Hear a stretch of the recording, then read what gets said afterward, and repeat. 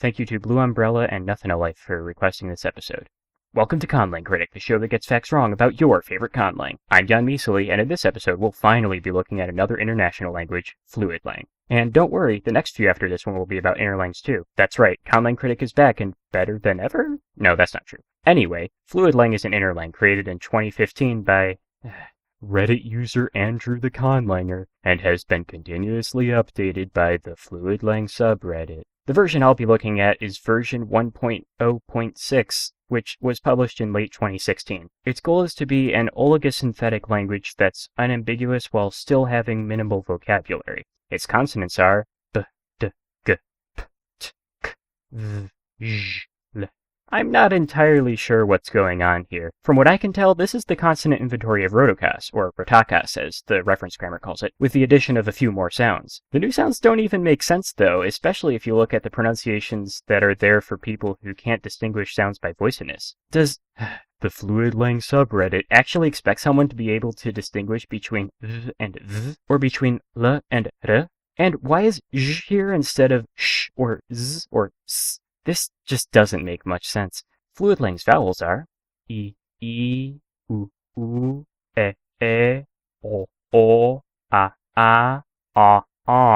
Okay, wow, this is way worse. This is also based on Rotokas, but with an extra vowel added. There's something I'd like to make absolutely clear.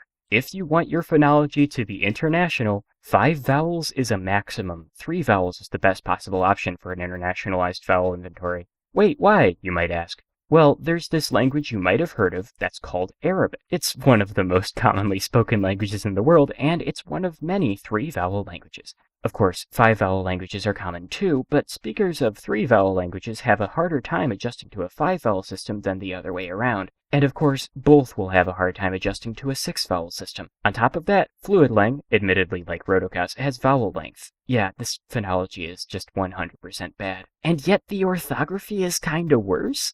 First off, why are there diacritical marks? Like, you can totally just write long vowels by writing the same vowel twice in a row. And then there's this thing. This thing has no reason to be here. Not only does it represent an unneeded extra vowel, but it's written with a diacritic even though the Latin alphabet happens to have a letter that FluidLang doesn't use that happens to represent a vowel sound. And its long form has 2 diacritics. That's just so unnecessary. If you're not using the entire Latin alphabet, you shouldn't have diacritical marks. Even Vaudeville knew that, and it's Vaudeville. There's also a version of FluidLang orthography that's written with Hangul that the reference grammar says isn't shown shortly before showing it, so FluidLang verbs decline for tense, person, gender, and number. This is a completely naturalistic thing to do, but it makes literally no sense for an interlang. There are 30 different forms of every single verb. Compare that to English, with verbs that have at most 8 forms, or Mandarin with verbs that have 1 form. This is the sort of information that can be, should be, and often is conveyed with pronouns and adverbs. Nouns decline for case and number, which is fine, I guess, even though that's totally information that can be conveyed with word order and adjectives. FluidLang vocabulary has 130 morphemes, or, as the reference grammar boasts, the same number as Toki Pona, also 7 more. And yet, it clearly doesn't know what needs to be a morpheme.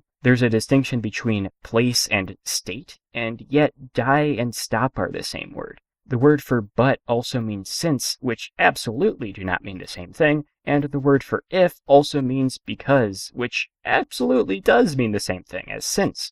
Lastly, there must always be words for yes and no, the reference grammar claims ignorantly. You don't need words for yes and no if you already have words for right and wrong, you dingus. All in all, I'd say that I like FluidLang more than I like AOE, but not as much as Igade, making it the 3rd best interlang reviewed so far. Thanks for watching, and I'll see you next time, where I'll be reviewing the absolute most highly requested episode yet, Toki Pona.